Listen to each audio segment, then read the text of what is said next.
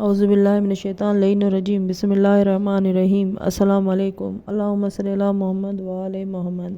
حضرت ابراہیم علیہ السلام۔ مورخین کا بیان ہے کہ عہد حضرت ہود و صالح علیہ السلام کے عرصے دراز کے بعد حضرت ابراہیم علیہ السلام کی نبوت کا آغاز ہوا۔ حضرت ابراہیم علیہ السلام بروایت روضہ صفا بمقام کوسہ پیدا ہوئے جو نواحی کوفہ میں گاؤں ہے، اور حضرت ابراہیم علیہ السلام کی ولادت سے پہلے نہ صرف بابل بلکہ رب مسکون پر نمرود بن کنعان بن سنجارے بن کوش بن حام بن نوح کی حکومت چھائی ہوئی تھی۔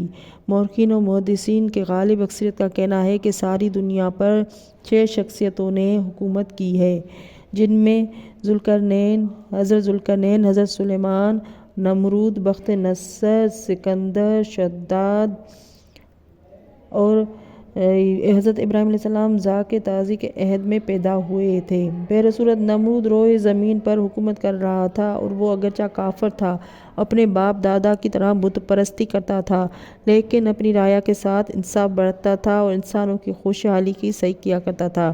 شیطان جو انسان کا ازلی دشمن ہے، اس نے نمرود کے دل و دماغ میں الوہیت کا سودا پیدا کر دیا۔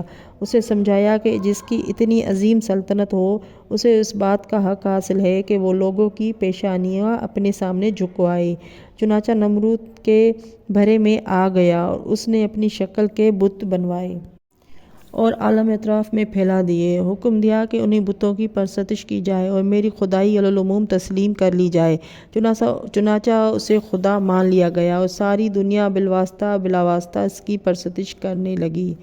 تفسیر بحر المواج میں ہے کہ نمرود دنیا کا عظیم ترین بادشاہ تھا۔ اس نے خدائی کا دعویٰ کیا اور ساری دنیا پر ثابت کرنے کی کوشش کی کہ وہ خدا ہی ہے۔ اسی کے ساتھ ساتھ اس نے اپنے لیے مرکز بنایا تھا اور ایک پایا تخت قرار دیا تھا جو اس سے اس درجہ سوارا تھا کہ دنیا حیران تھی۔ ایک روایت کے حوالے سے بیان کیا جاتا ہے کہ نمرود کے پایا تخت کے حدود میں حشرات الارض داخل نہیں ہو سکتے تھے، کوئی موذی جانور اس کے قریب نہیں جا سکتا تھا، مکھی مچھر کا وہاں گزر نہ تھا۔ یہ بھی بیان کیا جاتا ہے کہ نمرود نے ایک بہت بڑا حوض تیار کرایا تھا اور سال میں ایک مرتبہ اس کے گرد بہت بڑا جشن کراتا تھا۔ اس کا حکم عام تھا جو اپنے مقام سے چلے اسے قسم کے مشروبات کچھ نہ کچھ اپنے ہمراہ ضرور لائے، اور جب سب مشروبات جمع ہو جاتی تھیں تو وہ حکم دیتا تھا کہ ان سب کو حوض میں ڈال دیا جائے۔ پھر جب جشن ختم ہو جاتا تھا وہ ساقیوں سے کہتا تھا کہ جس قسم کا مشروب لایا ہے اس کو وہی مشروب اس میں سے نکال کر دیا جائے۔ چنانچہ ساقیاں اس کو وہی مشروب دیتے تھے اور وہ جو لایا ہوتا تھا۔ یہ بھی بیان کیا جاتا ہے کہ اس نے ایک اتنا بڑا حوض بنوا رکھا تھا کہ اس کے پانی سے علاقہ کا علاقہ غرق ہو جاتا تھا، یعنی وہ حوض ایسا تھا کہ اس کے ہر علاقے کا اس سے تعلق تھا۔ جب وہ کسی طبقے کے لوگوں سے ناراض ہوتا تھا تو حوض کا وہ نالہ کھول دیتا تھا جس کا اس سے تعلق ہوتا تھا، وہ علاقہ غرق ہو جاتا تھا۔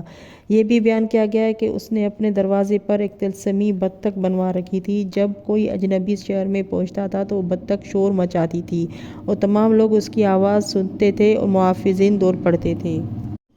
صاحب بحر المواج میں بھی لکھتے ہیں کہ نمرود نے 1700 سال حکومت کی ہے۔ اس کا تخت 4 کبوں پر رکھا ہوا تھا اور وہ تخت زرین تنابوں سے بندھا ہوا تھا، حریر و دیبا کے شاہی پردوں سے آراستہ تھا۔ آرائش سلبی میں ہے کہ نمرود وہ پہلا شخص تھا جس نے اپنے سر پر تاج رکھا تھا اور کھلم کھلا خدائی کا دعویٰ کیا تھا۔ نمرود اپنے عہد شاہی میں خدائی کے ماننے والوں سے متاثر تھا۔ شیطان کی پھونکی ہوئی تھی اور اس کے دماغ میں بھری ہوئی تھی۔ وہ ساری دنیا سے اپنی پرستش کرا کے یہ خیال کر رہا تھا کہ میں واقعی خدا بن گیا ہوں۔ اسی دوران میں ایک شب خواب میں دیکھا کہ وہ ستارے ایسا ہے کہ اس کے نور و جمال سے آفتاب و ماہتاب نابود ہو گئے ہیں، وہ ان میں قطعاً ضیاء باقی نہیں رہی ہے۔ یہ خواب دیکھ کر بیدار ہوا، اس درجہ پریشان ہوا کہ اس کے حواس باختہ ہو گئے۔ انتہائی پریشانی کی حالت میں اس نے ملک کے بڑے بڑے منجموں، کاہنوں، کافیہ شناسوں کو طلب کیا اور ایک روایت کی بنا پر انہیں نجومیوں میں حضرت ابراہیم علیہ السلام کا چاچا آزر بھی تھا۔ جب سب نجم و کاہن جمع ہو گئے تو نمرود نے اپنا وحشتناک خواب بیان کیا۔